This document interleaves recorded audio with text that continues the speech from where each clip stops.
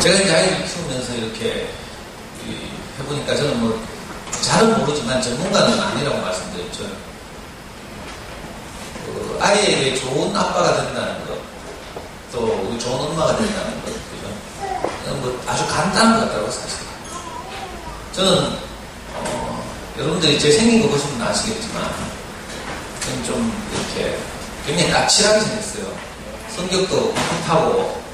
저는 뭐 왜 엄마들 이렇게 애들하고 소통 잘해보려고 PEP 교육이나 뭐 FTP 교육 이런 거 봤죠. 좋은 부모가 되기 위한 여러 가지 훈련이나 이렇게 강의를 들으시고, 요즘은 또 심지어는 심리학 공부, 인문학 강좌 이런 것까지 들으시는데, 그런 거 듣고 시중에는 단행본들 읽고 막 이러면서 좋은 엄마 되려고 애를 쓰고 있죠. 근데 제가 해보니까 발버둥을 쳐도 안 되더라고요. PT 교육 같은 데서 이런 걸 가르쳤어요. 옛날에 나전달법을 쓰라는 거예요. 네?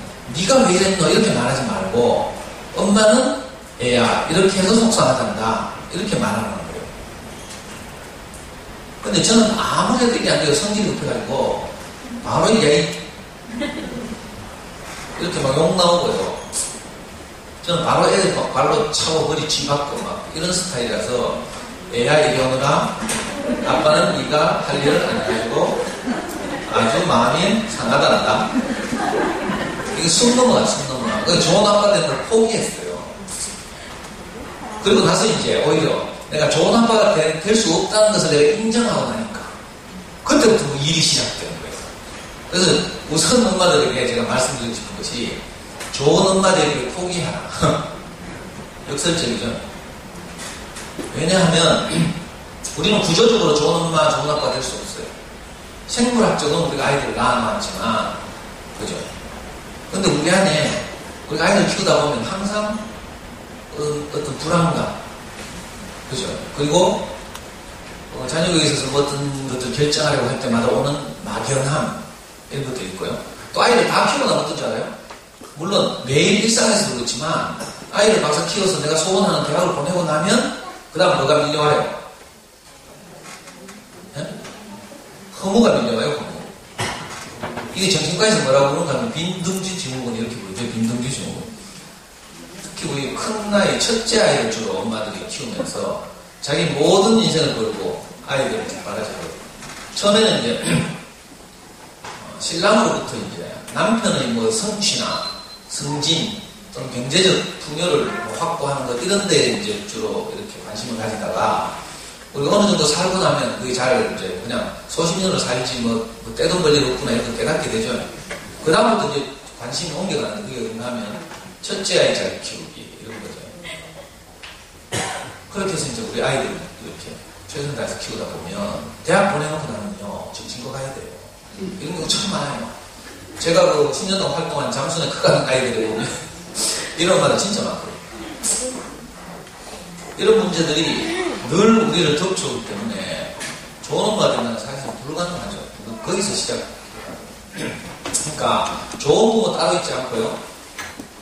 제가 이렇게 많은 엄마들 이제 상담해보고 또 아이들도 만나보고 해보니까 공통적으로 일단 엄마들이 자기 인생에 만족이 없어. 그럼 어떻게 해요? 어떤 생각이 들어요? 내 아이는 나와 같은 인생을 살지 않게 해야 되겠구나. 이런 생각이 들죠. 그러면 이제 그때부터 아이를 소위 푸시하기 시작하는 거죠. 저도 이제 여기서 애를 나누면서 사실 이거 남 이야기가 아니고 제 이야기이기도 해요. 저는 어릴 때 이제 아버지가 일찍 돌아가셔가지고 아버지가 제가 초등학교 1학년 때 돌아가셨어요. 어느 날 아침부터 우리 삼형제가 있는데 단칼셋방에서 비산동에서 이제 엄마는 밤일 가고 공장에 밤일 가고요. 아침에 딱 일어났는데 그 전날 밤까지 우리 형의 초등학교 4학년 된 형의 공부를 시켰던 아버지가 옆에 요에서 돌아가셨어요. 입에 이렇게 거품이 나와 있고 이렇게. 이게 소위 말하는 트라우마를 제가 크게 입었죠. 그날 이후로 이제 제 인생이 꼬이기 시작한 거죠. 엄마 혼자서 공장을 다니면서 삼형제를 다 키워야 하니까 우리 삼형제 중에 아무도 중학교 간 사람이 없어요. 다 초등학교만 졸업하면 공장으로. 그랬으니까 당연히 제가 원하는 공부를 못했겠죠. 저도 나름 어릴 때 뭐 똑똑하다는 소리 들었는데 물론 덕담이겠지만 친척집에 세배하러 가고 이러면 김판 사왔나 하고 장사 잘했을 때 판사가 될 때처럼 총명하다는 소리 저도 좀 들었는데 아빠가 돌아가시고 나니까 그래? 엄마가 이제 우리 사모님 못 키워가지고 초등학교 때는 친척집 다 하나씩 보내서 키웠어요. 그래가 어릴 때 엄마하고 떨어져가지고 전 지금도 분리불안했어요. 예, 우리 심리학 공부해보시면 알겠지만 유아기 때 엄마들이 가장 중요하게 생각해야 될 것이 애착관계 형성이라고 하죠. 아이들을 깊이 사랑해서 어떤 경우도 엄마가 자기를 보호하고 돌보고 한다는 사실을 어릴 때 딱 인식시켜야 돼요. 이 관계가 형성이 잘 안 되면 이 아이는 커가면서 계속 이런저런 어려움을 겪게 되죠. 제가 그랬거든요. 그러다 보니까 겨우 어떻게 그 검정고시 했어요. 그리고 대학 들어갈 때는 다행히 그 해가 전두환 정권이 들어서면서 이 소문에는 유언비인지 모르겠는데 전두환의 장남을 좋은 대학 보내려고 저 81년도 대학을 들어갔는데 졸업정원제를 실시했어요. 졸업정원제를 뭔가면요 학생들이 자꾸 대학 들어와서 전두환 정권 반대하는 데모하고 이러니까 입학시킬 때는 확 입학시키고 졸업할 때는 적은만큼만 졸업시키는 제도예요. 그래서 대학 들어와서 졸업해야 되니까 이제 데모 못하게 하는 거죠. 그래가지고 보통 대학 정원은 130%인가 125%인가를 더 추가 선발했어요. 그래가지고 그때 그 사상 초유로 81년대 서울법대가 미달이 났어요. 제가 서울법대 원산에서 됐어요.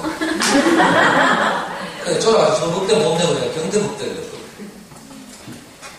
40명 정원에 52명을 선발하는 거라. 면접장에 가니까 문 앞에서 어떤 애가 공부 진짜 못하게 생긴 애가 면접장에 들어온 애를 숫자를 세야 돼요. 제가 들어가니까 49 하더라고요. 그러고 문 닫겠어요. 52명 본데 49명이니까. 어떻게 되겠어요? 당근 합격이잖아요. 저는 진짜 지금 생각하니까 제 식으로 표현하면 하나님 은혜예요. 근데 내가 은혜도 모르고 대학 들어가가지고 전두환 정권 타도 투쟁한다고요. 대학 4년 내, 아니 4년 제가 한 젊은 시절 10년을 제가 대구 지역 노동운동하고 막 이렇게 살았죠. 얼마 전에 실무자 회의를 보면서 제가 자녀교육에 관한 그 이력들을 쭉 이렇게 보내니까 이거 말고 다른 거 한 거 없어요. 이렇게. 제가 다른 거 한 거라고 맨날 데모하다 감옥 가고 뭐 이런 거밖에 없는데.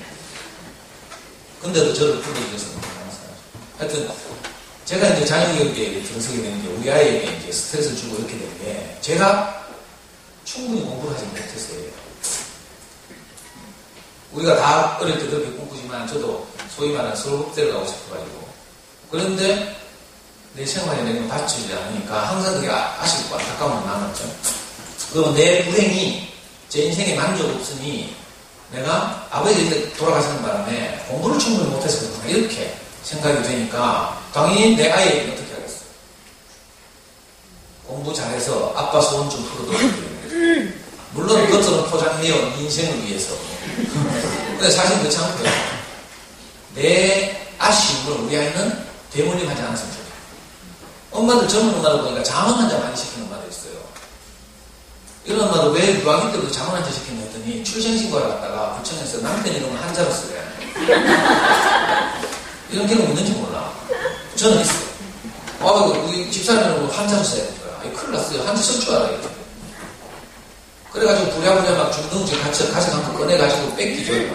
이런 당황을 경험하고 나면 집에 돌아오면 바로 잠원 한 잔 전화해가지고. 그러니까 한편으로 참 따뜻하고 좋은 마음이에요. 우리 인생의 내 주관적 경험이긴 하지만 우리 인생의 아쉬움을 내 아이는 다시 겪지 않았으면 좋겠다. 이렇게 시작하는 거죠. 좋은 마음이기도 하지만 다른 한편으로 이게 객관적이지 않아가지고 그죠? 결국 내 불행을 경험하지 않게 해야 되겠다 이런 거잖아요. 그래서 그때부터 일이 시작돼요. 경쟁에 뛰어들게 하는 거죠. 저는 그렇게 하면 아이 인생이 행복해질 줄 알았어요. 그래서 저는 올해 4살 때부터 부끄러운 이야기지만 다 고백하거든요. 그때 교보가 대부분 내려오기 전인데 교보 서적이 영풍도 물론 내려오기 전이고 신에 나면 제일 큰 서적은 뭐예요? 제1서적이 있었죠. 저는 제1서적 가가지고 그 자녀교육 코너에 가서 영재라는 단어 자체가 다 샀어요. 그리고 서울대라는 말이 들어간 책을 다 샀어요. 이게 실화예요, 실화. 국내에서 나온 거의 모든 자녀교육 서적을 읽으면서 왜? 내가 뭐 아빠로부터 양육받은 경험이 없으니까 어떻게 해야 뭐 서울법대를 보낼지 모르겠는 거라. 그래가지고 그런 걸 다 이렇게 읽어보면서 있잖아요. 그걸 아이한테 그대로 전달하죠. 그러니까 아이가 살아남겠어요. 한 7살쯤 되니까 일기장에다 아빠 죽었으면 좋겠다. 제가 한글을 직접 가르치는데 우리 아버지가 저를 가르쳤던 그 방식 그대로 내가 다른 건 모르니까 달력제가 달력 뒷장에다가 하루에 4 알파벳을 가르쳤어요. 기억, 년, 디귿, 디귿. 근데 디귿을 쓸 때요 항상 이렇게 써야 되는데 이렇게 쓰는 거라. 그래가지고 제가 머리 한테 확 집어갔죠. 정신 안 차리네. 그러니까 바로 써요 디귿을. 그래서 제가 그때 깨달았죠. 이거 쥐박으면 되는 쥐박으면 정신 차리네 이렇게 생각했어요. 근데 나중에 내가 알고 나서 이제 뭐 피아제니 몬테소리 이런 분들 알고 나서 보니까 그게 아니고 애가 그리고 있는 거예요. 디귿을 그리는데 이래 그려보고 때리니까 이래 그리는 거예요. 둘 중에 하나를 그리는 거예요. 1, 2, 3 숫자를 가르치는데 3을 꼭 그렇게 3. 이렇게 했다가 꼭 그렇게 경험 있죠. 애들 키우다 보면 어릴 때 다 이렇거든요. 어릴 때는 이걸 이미지를 찍기 때문에 그걸 뭐 문자나 기호로 이해하는 게 아니고 이렇게 이제 악몽이 시작돼요. 아이의 관계가 점점 어려워지고. 근데 저는 그것도 모르고 아이가 점점 제 안에서 이렇게 시들어가는 줄도 모르고 오히려 장소 같은 데서 큰 소리 막 쳤잖아요. 우리 아이는 장차 수능 전국 수석할 줄 알고 제가 보니까 막 연구하고 하다 보니까 어느 날 제가 입시 전문가가 됐어요. 그래가지고 서울대를 가는 아주 쉬운 길을 제가 알게 됐어요. 입시 용어는 바삭하게 알고 저는 연고대 입시 용어는 찾아보지도 않았어요. 얼마나 자만이 빠졌죠. 근데 아이는 이제 그 아빠의 카트라인은 못 들어오는 거잖아요. 그래서 점점 이제 어려운 거였는데 제가 이런 경험을 하다 보니까 이제 알게 된 것이 물론 이제 뭐 많은 과정을 지금 생략하지만 제가 오늘 한 번밖에 말씀 못 드리니까 결국 문제가 뭐 있는가 하니까 제가 행복하지 않았던 거예요. 그러니까 내 인생의 그 부족함, 행복하지 않은 이걸 아이에게 이제 대물림하면 안 되니까 당연히 아이를 위해서 목숨을 걸어야 되죠, 부모가. 그죠? 그러니까 당연히 그렇게 하는 거예요. 그럼 마땅하다고 생각하고 있어요. 지나고 나서 생각하니까 그게 아니었구나. 문제는 내가 행복해야 되는데 내게 부족이 있으니까 제가 그래서 네이버에다가 물어봤잖아요. 행복이 뭐냐고. 여러분도 오늘 집에 돌아가시면 네이버에다 행복이라고 치고 한번 엔터 쳐보라니까. 그게 뭐라고 정의되는 줄 알아요? 네이버 국어사전에 보면 행복이란 일상에서 기쁨이나 만족을 누리는 상태, 이게 행복이에요. 꼭 찾아봐요. 근데 이 쉬운 정의를 우리가 모르고 있는 거야. 행복이란 일상에서 기쁨이나 만족을 느끼는 상태, 이게 행복이에요. 우리가 아이들 키우는 일은 근원적으로 행복하게 하자는 거죠. 말은 뭐 다르게 다 합니다. 근데 우리 깊은 곳에는요, 우리 아이가 행복했습니다. 이런 소원이 있죠. 우리가 부모니까 마땅히 그런 마음이 있습니다. 그런데 행복의 문제는 뭔지를 모르니까 공부를 잘해서 일단 좋은 대학 가야 네가 행복할 것이다. 이 함정이 다 빠져요. 돈을 많이 벌어야 네가 행복할 것이다. 아니면 네가 하고 싶은 일을 하면 행복할 것이다. 이 그렇다 말지만 가장 큰 함정인 거예요. 네가 하고 싶은 일을 하면 행복할 것이다. 제가 요즘 가장 좋아하는 TV 프로그램이 하나 있습니다. K-POP 스타라고.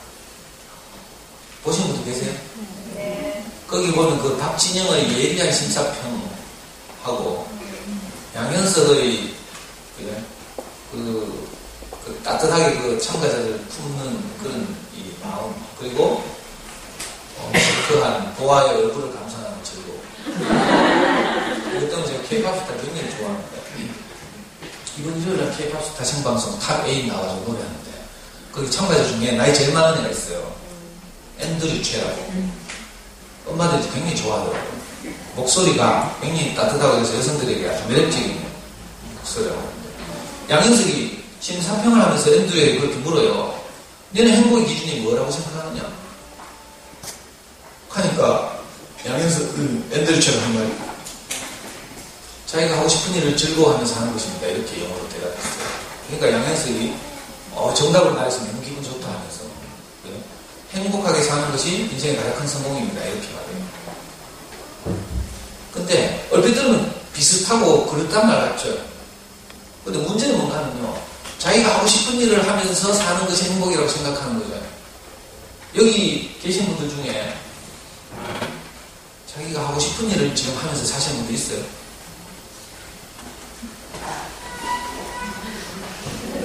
새끼 밥 맨날 해대고 싶어요? 아니, 아빠도 다 계신데 지금 직장에서 막 진짜 내가 하고 싶은 일을 하면서 월급 받고 삽니까? 만약에 그게 진짜 우리 아이들에게 만약에 하고 싶은 일을 하면서 사는 것이 네 인생의 행복이다. 이게 사실이라면 그건 확률적으로 아주 어렵죠. 0.1%도 어려워요. 서울대 들어가기도 더 어려워요. 사실. 요즘 또 산업화 되고 분업화되고 이래가지고 어린 애들 중에 게임 제작자가 되는 게 꿈이다 이런 애들이 있어요. 그 참 좋은 꿈이긴 하지만 게임 제작자가 되는 건 하늘의 별표예요. 게임 만드는 것도요. 그 밑그림 그리는 애부터 데생, 그죠? 캐릭터 데생하고요. 거기다가 색칠하는 거. 뭐 이런 것부터 시작해서 막 온갖 이렇게 수많은 그 일들을 나눠서 하죠. 그리고 이것을 총감독하는 것이 이제 프로듀싱을 하는 건데요. 그러니까 게임 제작하는 일은요. 김택진이나 하는 거지. 김택진 누군지도 모르죠. NC소프트로 들어봤어요? 게임 회사를 얼마나 성공한 벤처 회사. 그럼 게임 제작하는 사람들, 그 천재들이 나와요. 김택진 천재라는 천재. 그러니까 사실 우리 아이들이 커서 하고 싶은 일을 하면서 행복해지는 것, 이건 진짜 어려운 일이죠. 그래서 행복이 무엇인가에 대해서 우선 정확하게 우리가 인식할 필요가 있습니다. 아까 네이버에서 말하는 것처럼 일상에서 내가 기쁨이나 만족을 누리는 것, 이걸 분명하게 우리가 인식하고 정의하고 시작해요. 안 그러면 다 속아요. 공부를 잘하면 네가 행복할 것이다. 왜? 원하는 대학 들어가는 거야. 근데요, 공부를 잘하면 어떤 줄 알아요? 정신과 훨씬 많이 가요. 공부 못하는 애들이 불안하겠어요? 공부 잘하는 애들이 불안하겠어요? 공부로부터 해방된 애들은요, 마음껏 게임도 하고 축구도 하고 놀아요. 이 공부로부터 해방돼서 진짜 행복하죠. 즐겁다니까, 어쨌든. 근데 우리 애처럼 아빠 잘못 만나가지고, 그러면 공부 해봐요.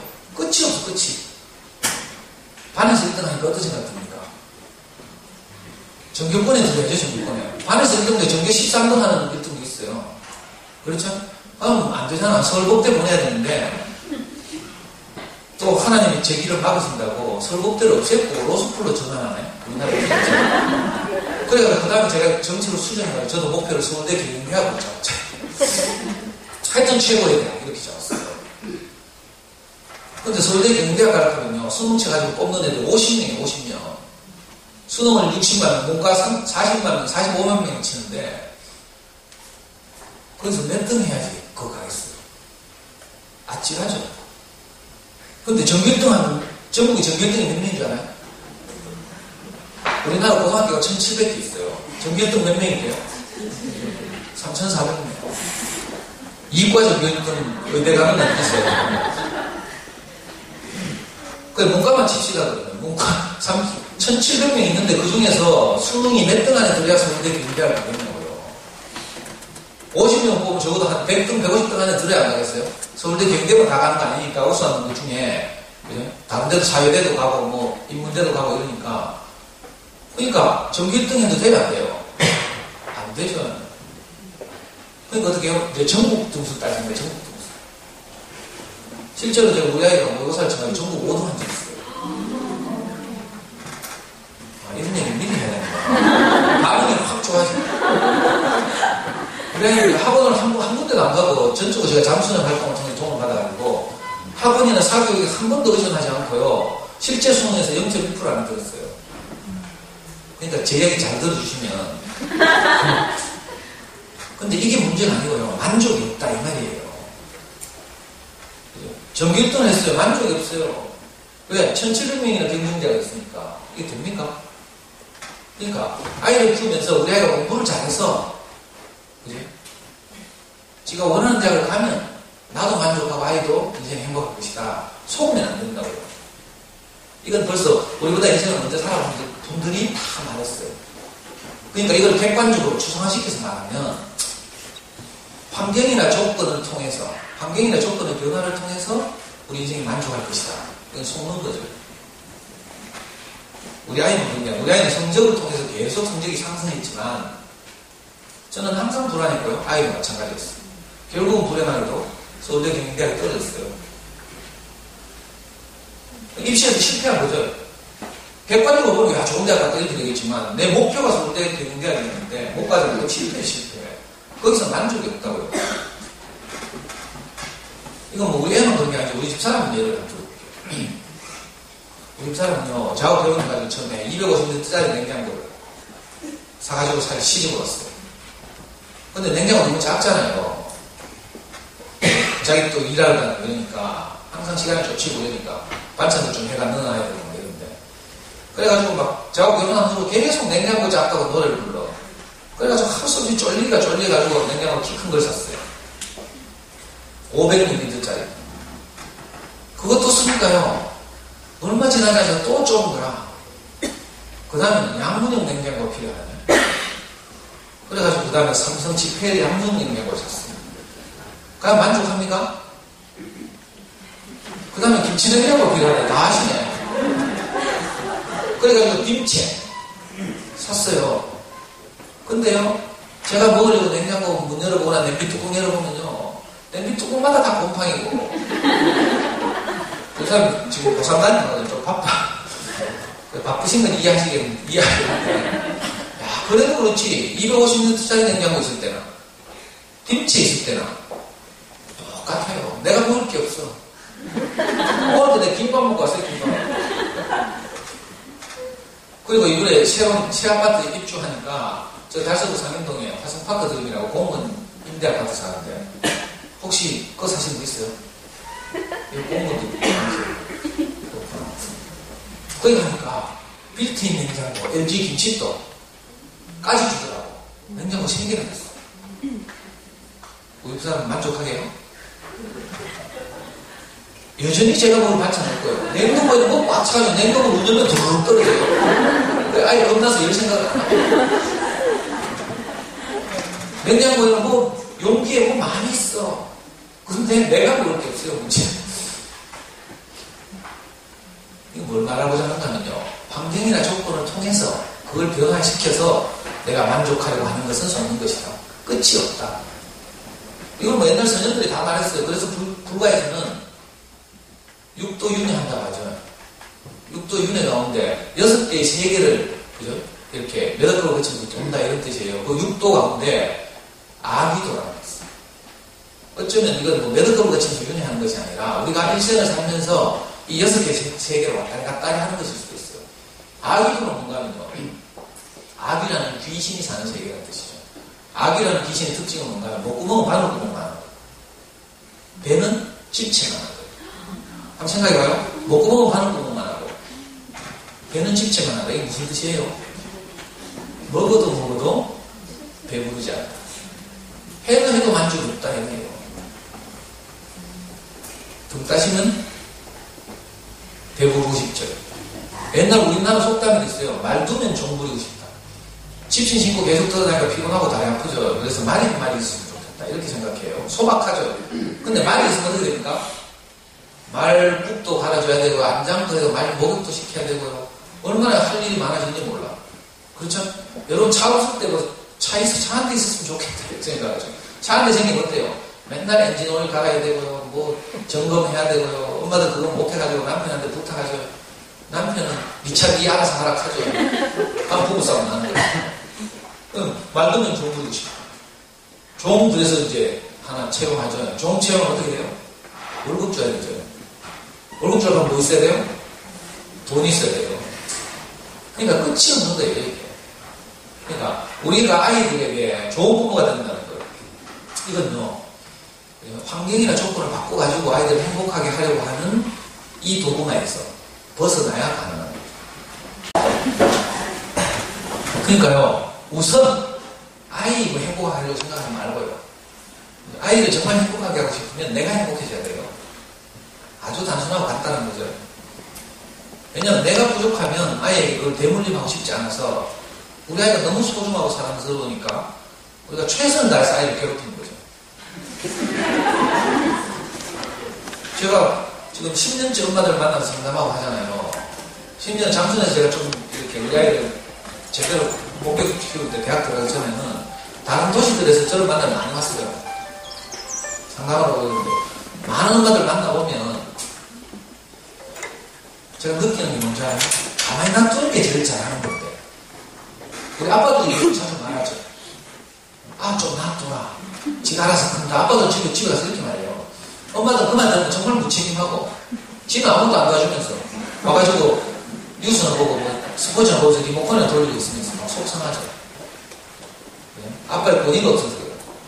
근데 꼭 유명한 사람들 이야기하면 그렇구나 하면서 보이가 끄이죠. 그 아빠도 굉장히 속상해요. 근데 사실 그게 굉장히 맞는 말이에요. 대부분 우리가 어릴 때부터 아이 자녀에게 개입하기 시작해요. 문화센터에서부터 백화점 가가지고 막 만나는 엄마들끼리 애틋하게 팀 짜죠. 팀 짜서 뭐 해요? 오르다 하고 뭐 이렇게 시작합니다. 가베하고 뭐 그러면서 평생 가지고 치고 갑니다. 그리고 나는 중학교 2학년 되면 뭐라고 말하는지 알아요? 고백하는지 알아요? 그때 차라리 가만히 놔둘걸. 여기 젊은 엄마들 계신지 모르겠는데 제가 이 대상 연령이 특정되지 않아가지고 처음 말씀드리겠는데 그래서 좀 막막하고 이제 포괄적으로 말씀드릴 수밖에 없어요. 제가 해보니까 결국은 내가 자존감이 높아져야 아이들을 여유있게 기다리게 되고 있는 그대로 봐주게 되고 뭔가 좀 다른 관계가 시작되고 이래요. 근데 내가 쫓기잖아요. 내가 만족이 없죠? 그러면 어떻게 하는지 그걸 아이한테 대신 전가해서 아이라도 잘 키우려고 하는 거죠. 그러다 보면 우리가 겪는 것이 딱 요 세 가지로 요약할 수 있어요. 다른 거 하나도 없습니다. 일단 불안하죠. 왜? 우리 아이가 어떻게 될지 모르니까. 그리고 아이를 키우는 과정에서 뭐 하나 결정하는데 항상 혼란스러워요. 이게 맞는 길인지, 김쌤을 보는 게 맞는지, 개인으로 보는 게 맞는지, 아발론을 보는 게 맞는지, 청담을 보는 게 맞는지. 달성어도 유명하다는 뭐 술술도 있고 뭐 백국목도 있고 어디를 보는 게 맞는지. 영어를 하나 시켜도 튜터를 해야 되는지 윤선생을 해야 되는지 아니면 요즘 뜬다는 장순애를 해야 되는지 뭐 결정 하나가 머리 터지죠. 그래가지고 정말 어린 젊은 엄마들은요 아이를 키우면서 정말 아무것도 아닌 문제로요 아주 걱정스럽게 전화기를 20번씩 들었다 놨다 하면서 전화를 해서 묻는다니까. 튼튼을 할까요? 그거 하나 똑같이 뭐. 근데 그 젊은 엄마들 당사자 입장에서 정말 중요하거든요. 왜? 결과가 어떻게 될지 모르니까 막막하죠. 이게 혼란이에요, 혼란.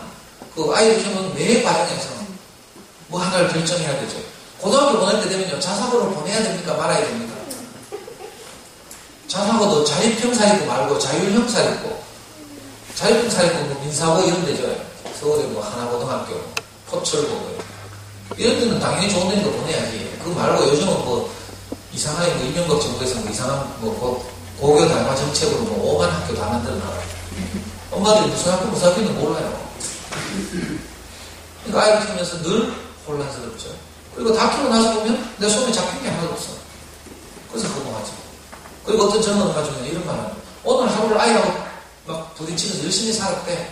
근데 애 재워놓고 밤 잘 때쯤 되니까 우라통이 치민다는 거예요. 왜? 아무것도 손에 쥐는 게 없어요. 애 지도도 아무것도 아니고. 그렇다고 일상에서 행복이나 만족을 길어 올린 것도 아니고. 뭐 하긴 했는데 어차피 제가면서 애하고 지금 보고 싸우고 울리고 막 잘 때 내가 또 막 침대에 가가지고 뺨 비비면서 엄마가 미쳤나봐. 애야 미안하다. 엄마는 너를 사랑해. 다 해본 엄마들이 있는데. 저도 이거 많이 봤거든요. 제가 성질이 급하니까 성질대로 하고 나서 미안하잖아요. 정말 내 아이가 너무 소중한 거야. 이 아이를 제가 겪었던 그런 아쉬움, 부족함 이런 것 없이 키우고 싶은데 마음은 원해줘요. 육신이 약하다고 하는 거죠. 마음은 정말 아이를 사랑하고 싶어요. 근데 성질이 못 돼가지고 막 머리 쥐 뜯으면서 나는 너나 막 정신과 가야 돼. 우리 저녁이라도 안 먹어볼까? 엄마들 전부 익하죠. 정신과 근처 다 갔다 오죠. 상담도 받아보고. 이 병명이 뭐잖아요? 충동 조절잖아요. 아빠들 직장 가고 없으면 엄마들 뚜껑 열리면 안 닫히죠. 저봐, 내가 막 그렇다 하면서 가슴 치는 거예요. 사실 다 그렇잖아요. 다 저도 그랬어요. 한번 뚜껑 열리면 닫히진 않아요. 아이고, 제가 아이를 잘 키워보겠다고요. 어릴 때. 우리 아이는 경험을 많이 시켜야 이렇게 생각했어요. 학습보다 더 중요한 것이 직접 체험이다 이렇게 생각해서 우리 형편이 뭐 해외 체험은 못하지만 국내라도 다 들고 다녀야 되겠다 이래가지고 방학 때나 주말에 때는 제가 항상 아이를 키워가지고 온 전국을 돌아다녔어요. 그래서 그 후기를 잠수내에 수없이 올리고 이랬잖아요. 어떤 엄마든 제가 올린 후기를 보고 그대로 따라하더라고요. 제가 담양 메카세리로 뭐 가로수길을 달렸다 하면 막 바로 그 다음날 담양 달리고 있잖아요. 담양에 가면 맛집 뭐가 있다 하면 막 그 집부터 가보고 제가 정말 엄마들 사랑 많이 받았어요. 그래가지고 제가 우리 고등학교 때는 잠수내에서 그 잠수내를 빛낸 회원 10명을 선정하는 투표를 했잖아요. 근데 저는 우리 아이가 고등학생이라서 그 고등학부모 게시판밖에 사용을 안 해요. 잠수내 게시판 수백 개가 있네요. 그 유학마들도 다 투표를 하잖아요. 저는 억수로 불리하죠. 다른 데는 안 가니까. 그런데도 불구하고 제가 구등했잖아요. 구등. 10명이 잠수내 명예회원이에요. 10명. 그래서 제가 구등했다니까. 이 보통이 아닌데 다른 데가 막 춤추고 다 엄마들이잖아요. 엄마들. 제가 대구 잠수내 원조라고 볼 수 있거든요. 그래가지고 서울 올라가 강남 유명한 호텔 식당에서 잠수님하고 명예회원 10명 모여가 식사도 하고 잠수님 몇 번 올라가서 회원들 대상 강의도 하고 이야기 엄청 하더라고요. 우리 아이들 직접 체험하게 하려고 한 번 대전에 갔어요. 대전에 가면 그 화폐박물관도 있고 과학관도 있고 지질박물관에 특수박물관도 있는 것도 있어요. 우리 아이한테 그런 거 어릴 때 경험하게 하면 참 좋겠다 싶어가지고 차례대로 한 바퀴 돌려보고 제일 첫 번째 순서로 대전에 있는 친구들이 자고 화폐박물관 갔잖아요.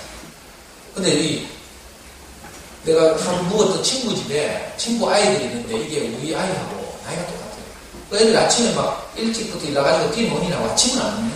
흥분해가지고. 그래서 제가 몇 번 했어요. 박물관 가면 배고프대. 밥 좀 먹고 가지.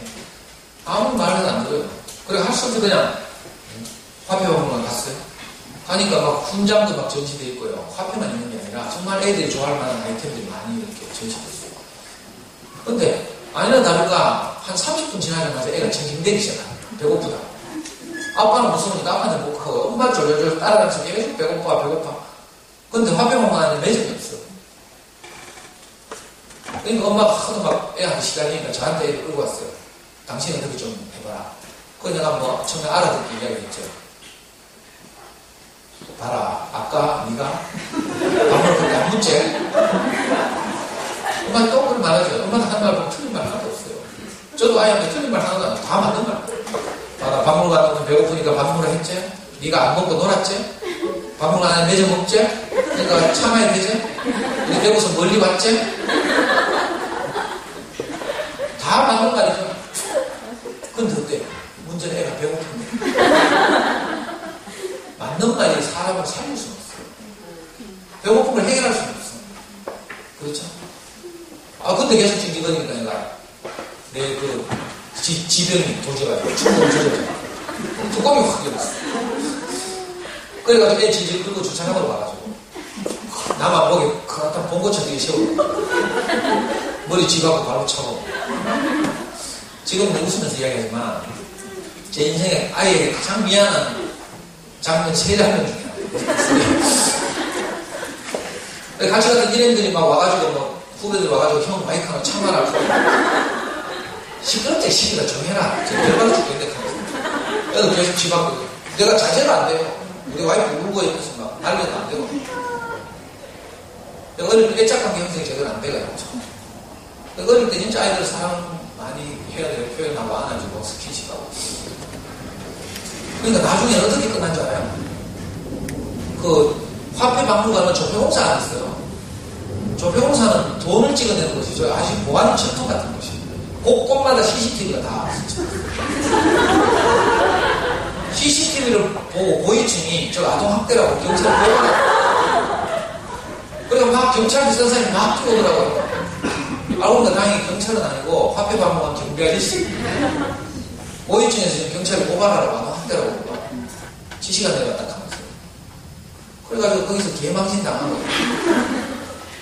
거기 쫓겨나듯이 나오고. 그러니까 마음으로는 아이를 위한다고 하는 모든 일이 사실은 아이를 상하게 하는 거죠. 힘 빠지게 하고 자존감을 상실하게 하고 실제로 그랬어요. 나중에 지나고 나서 내가 아이한테 너무 미안해가지고 아이 좀 크고 나서 내가 물어봤어요. 그때 그 기억을 하나 기억 못하는데 내가 얼마나 감사한지. 엄마는 맨날 애 잡아가지고 막 아침에 어젯밤 분명히 미안하다 하면서 아까 엄마 미쳤다 하고 막 울면서 우리 딸 사랑해 하고 보냈는데 그래 재웠는데 다음 아침 되면 돼요. 또 밤 저면서 애 깨우죠. 가고 엄마가 차려준 밥 맛있게 먹고 가야 되죠. 맛도 하나도 없는데. 아마 애들 울면서 막 먹기 싫다 하고 막 그럼 결국 울려가지고 학교 가자. 그래도 우리 아이들이 학교 가다 돌아오면 어떻게 해요? 막 웃으면서 뛰어서 막 하면서. 우리 아이들이 우리를 얼마나 용서하는지 몰라. 망각이라는 선물을 신이 우리 아이들한테 주신 것 같아요. 우리가 행복 부리니까 이거 다 잊어버려요. 신기하게 우리 아이는요, 그걸 잊어버리고 있더라니까. 제가 얼마나 감사한지. 지금도 내가 막 미안해가지고. 물론,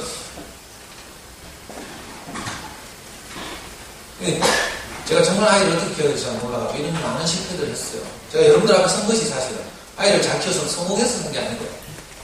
오히려 여러분들보다 저는 더 자존감이 부족하고 하니까 그걸 아이를 통해서 대리만족되고 수많은 시행착오와 실패를 경험하고 있죠. 그러다가 어떤 일을 계기로 제가 아이가 비로소 소통하게 됐어요.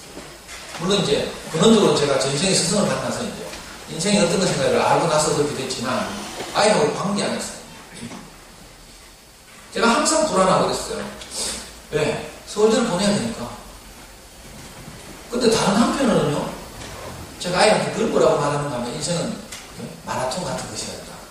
길게 보고 당장의 결과에 연연하지 않고 자라야 한다. 이렇게 말했어요. 그러니까 우리 애는 이 말을 진짜로 믿고 중학교 때까지 학교 성적이 신경 안 쓰고 정말 저와 같이 아주 호흡을 맞춰가면서 장기적인 전략을 했어요. 책 많이 읽고 생각하는 키우는 방식으로 수학 공부를 하고 영어는 소위 말하는 장순의 영어를 하고 학원 뭐 이런 데 한 번도 안 가고 그렇게 해가지고 쫙 하다가 문제는 고등학교 갔어요.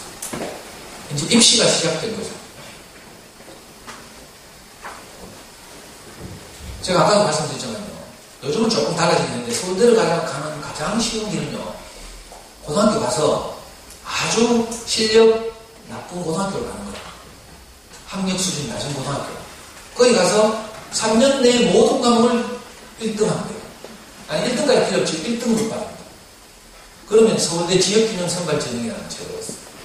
거의 95% 내신으로만 뽑는 제도죠. 원서도 한 고등학교당 3명밖에 원서를 못 내. 정규율이 4등. 2, 3등은 뭐 고랑 하나 떨어지는 거죠. 1등 해야 되고. 그 1등도 1, 2, 3학년 내에 모든 과목이 1등은 나와요. 이 신의 영역이죠, 사실. 근데 갑자기 제가 의외로 고등학교 가니까 불안했어요. 그 전까지는 장기적으로 보고 뭐 수능 잘 쳐서 편하게 가자 이렇게 해놓고는 중간고사 기간에 내가 공부를 안 하는 거라. 시험 공부를, 내신 공부를. 그거 불안해져가지고 내가 아이한테 장소리 하라. 아빠가 길게 보고 마라톤이라며 항상 말대꾸를 그래서 제가 열받아가지고 애한테 주먹질을 머리를 하나 탁 집어갔더니 애가 억울해가지고 아빠한테 대드는 거야. 내가 뭐 잘못했는데? 이래가지고 큰 전쟁이 일어났죠. 어릴 때는 제 마음대로 됐지만 고등학생이 되니까 힘이 낸 것 같았어요. 한 대 딱 때려 타니까 뭐 툭 제 팔목을 팍 잡아요.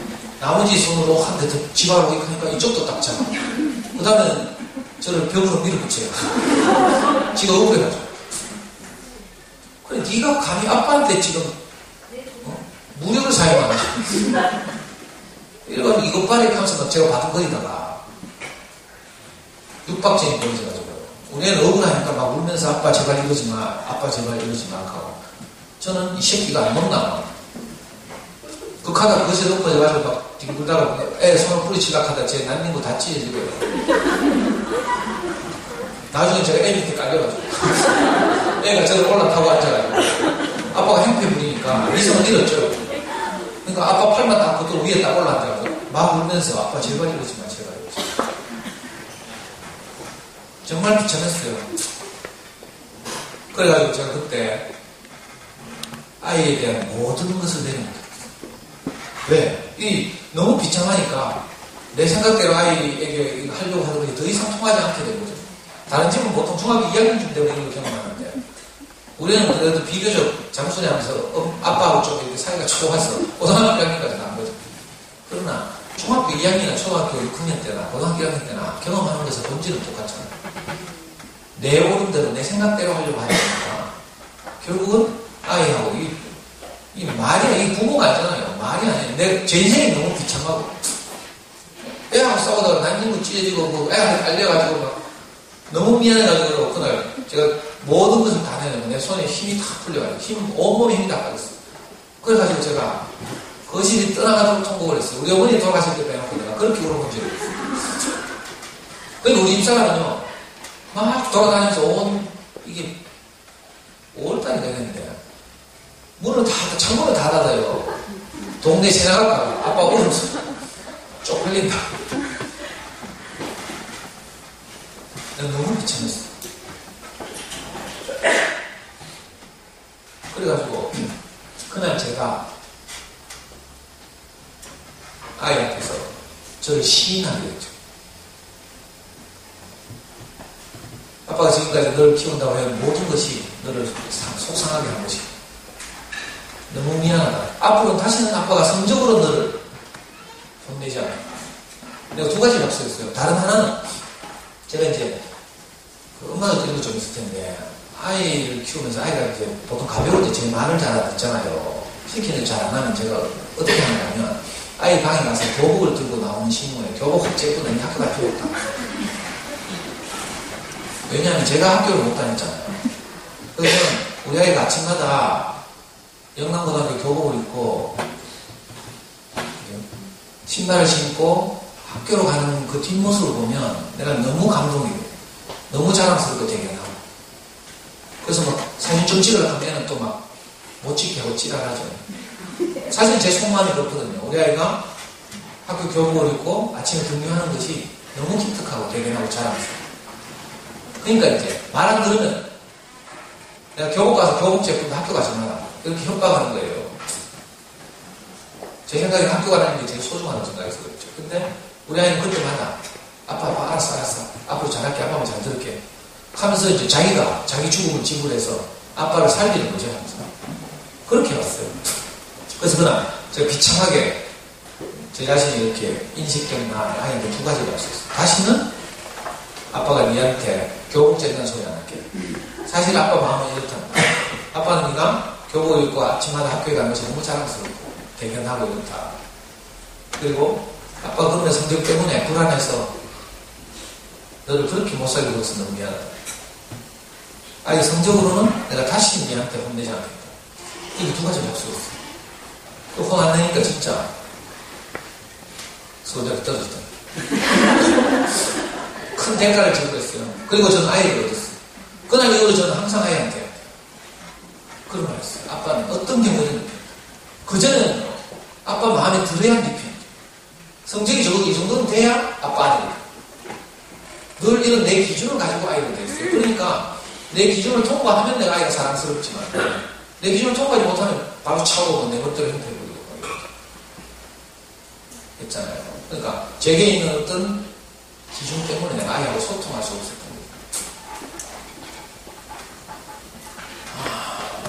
근데 그날 이후로 제가 정말 다른 사람이 됐죠. 그래서 항상 그렇게 말했어요. 아빠는 어떤 경우에든 이렇게. 그리고 어떻게 소문이 나가지고 제가 대구 KBS 토요 아침마당 1시간짜리 프로그램에 제가 좋은 아빠로 출연했죠. 내가 이제 해피 부인 줄 알면 섭외가 안 올 텐데. 그 1시간 동안 이제, 그 패널들하고, 패널이 아니고 사회자들하고 이렇게 뭐 이런 저는 아이 키우기에 대해서 이야기하고, 마지막에 저보고 아드님한테 한마디 하래. 우리 애가 같이 출연하라 했는데 우리 애가 사춘기라서 이렇게 출연 안 한다. 그래가지고 할 수 없이 제가 아이 녹화방송 볼 거라고 생각하고 제가 마지막으로 한마디 했어요. 내가 언제 내가 내 사랑하는 아이를 떠날지 모르잖아요. 우리가 언젠가는 아이보다 우리가 먼저 아이를 떠나게 될 텐데 저는 항상 그때를 대비해서 내가 살아있는 동안 아이를 충분히 사랑해야지 이런 생각이 들었어요. 그래서 마지막 한마디 하라고 그때는 그렇게 말했어요. 그 카메라를 보면서 사랑하는 내 아들 명예가 아빠는 어떤 경우에든 너를 사랑한다. 어떤 경우에든 내 편이 되겠다. 이렇게 말했어요. 내가 그렇게 그죠? 처음에 시행착오를 많이 하다가 결국은 내가 가지고 있는 모든 옳은 생각들, 좋은 생각들이 아이를 힘들게 하는구나 이 사실을 알고 난 후에 제가 완전히 다른 문제, 다른 노선에 들었습니다. 다른 삶을 살게 됐어요. 그러니까